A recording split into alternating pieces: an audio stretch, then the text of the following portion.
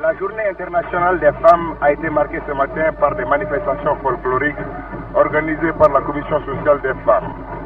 C'est la permanence nationale du parti qui a été le théâtre de ces réjouissances populaires auxquelles ont massivement participé les militantes de la capitale et sa banlieue.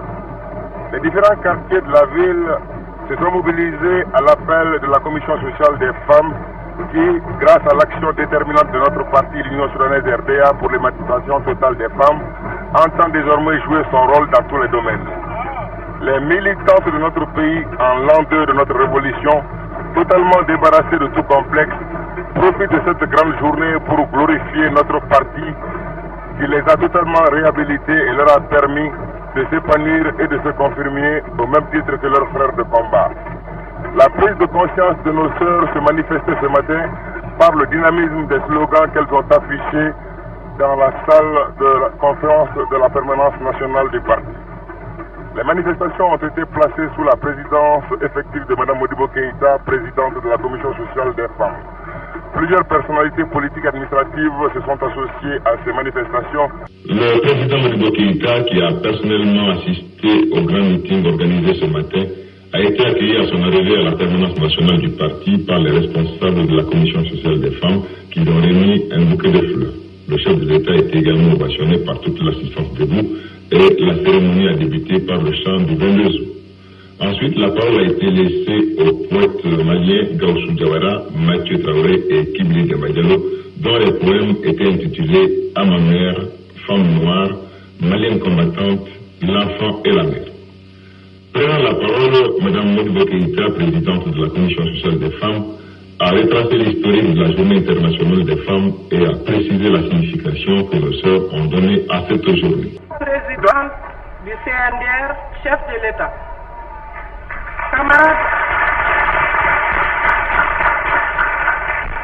camarades membres du CNDR et du gouvernement, camarades membres de la délégation législative, Excellences, camarades. 8 mars 1964, 8 mars 1968. Pour la 5e fois, nous commémorons la Journée internationale des femmes. C'est pour moi un devoir infiniment agréable d'adresser à vous, camarades présidents, et à l'ensemble des honorables invités, l'expression de notre gratitude et de notre profonde reconnaissance d'avoir bien voulu rehausser par votre présence l'éclat de cette fête. C'est aussi pour moi une satisfaction de transmettre à nos frères militants jeunes et travailleurs les sentiments de sincère gratitude de la Commission sociale des femmes de l'Union soudanaise RDA et de réaffirmer notre indéfectible attachement à la solidarité naturelle qui nous unit.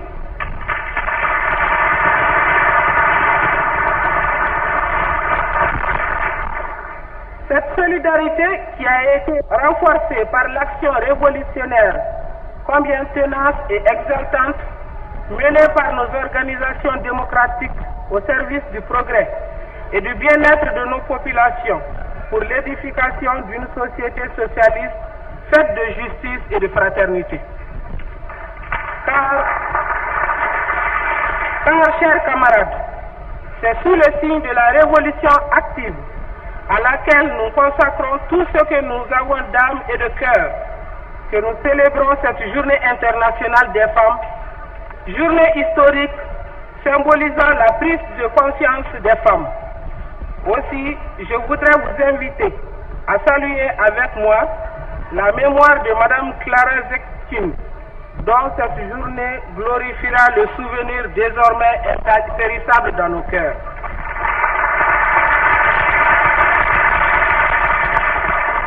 Camarades et chers invités, permettez-moi de retracer brièvement l'historique de ce 8 mars, date mémorable qui a été un levain pour l'éveil des femmes. 8 mars 1903, les femmes de Chicago participèrent massivement à la grève déclenchée par les ouvriers de la ville en lutte pour l'amélioration de leurs conditions de vie. 8 mars 1904. Ce fut la deuxième conférence des femmes socialistes de Copenhague.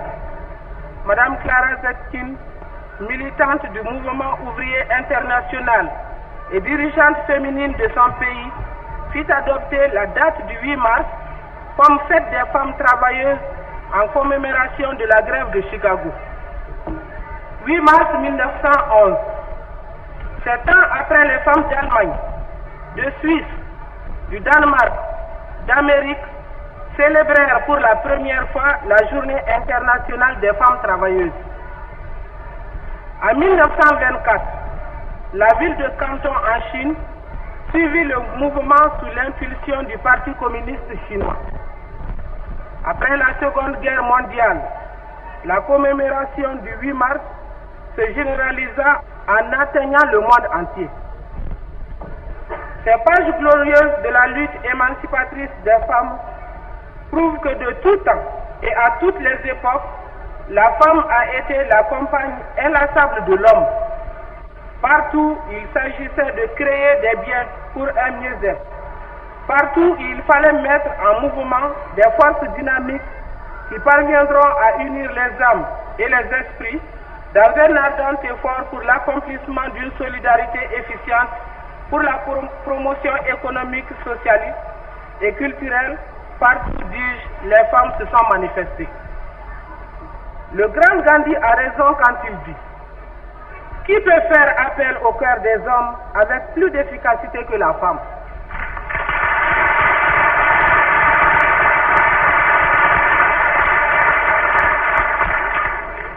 Au sortir des nuits du régime colonial, le rôle de la femme libérée a pris un sens nouveau avec les premiers pas de la lutte politique menée en Afrique par les hommes au lendemain de la Deuxième Guerre mondiale.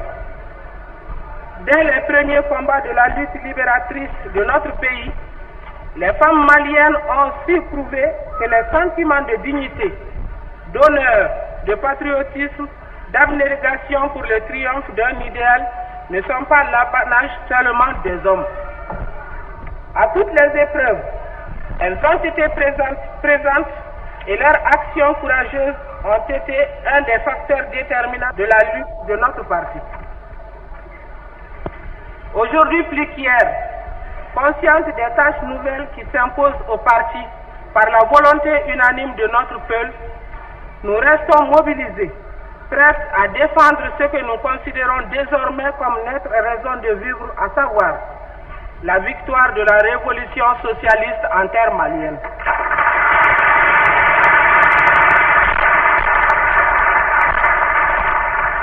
Notre foi de militante, nos sentiments de mère et d'épouse, ayant encore fraîches en mémoire toutes les humiliations et privations de la domination coloniale, font qu'aucune manœuvre subversive, aucune tentative contre-révolutionnaire ne peut compter sur nous. Camarades, selon un proverbe, autant vaut la femme, autant vaut la nation.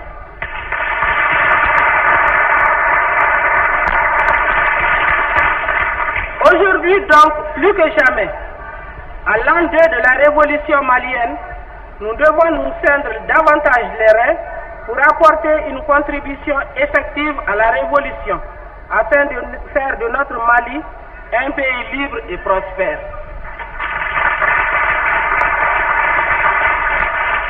Sur le plan politique, notre premier devoir sera de poursuivre la formation idéologique déjà entreprise, de multiplier les causeries politiques, d'organiser davantage les sections féminines, d'éveiller et d'élever notre conscience à la dimension de la révolution active afin de développer en nous l'esprit de sacrifice national.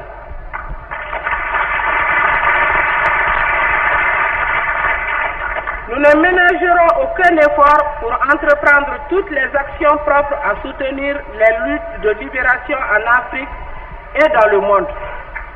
Sur le plan économique, notre devoir sera de contribuer davantage à l'augmentation de la production agricole et artisanale, de lutter contre la fraude, la spéculation, le trafic,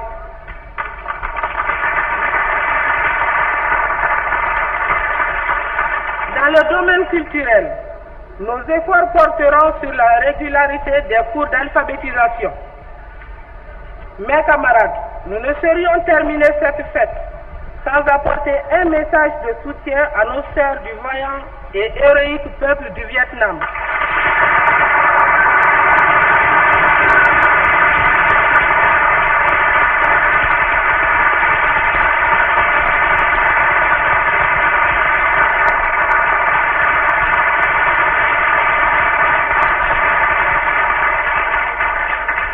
Qui, malgré les atrocités dont elles souffrent, mènent une lutte sans merci pour s'arracher des griffes de l'impérialisme.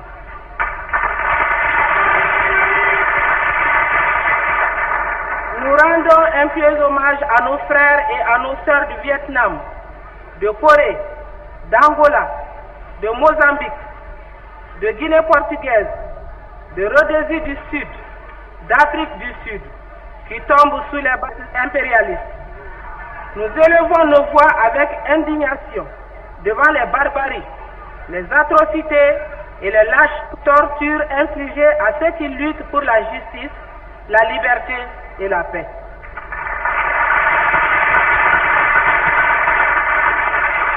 Que la guerre soit proscrite, qu'elle soit mise hors la loi, afin que les démocraties et les peuples de bonne volonté organisent un monde où régneront la paix, la concorde et la joie de vivre.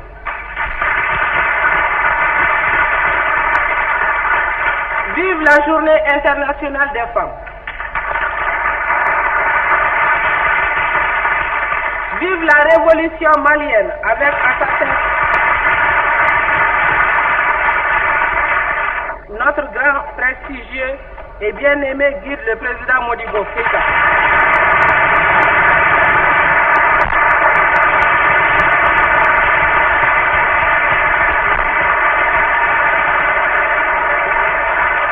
Vive la paix dans le monde.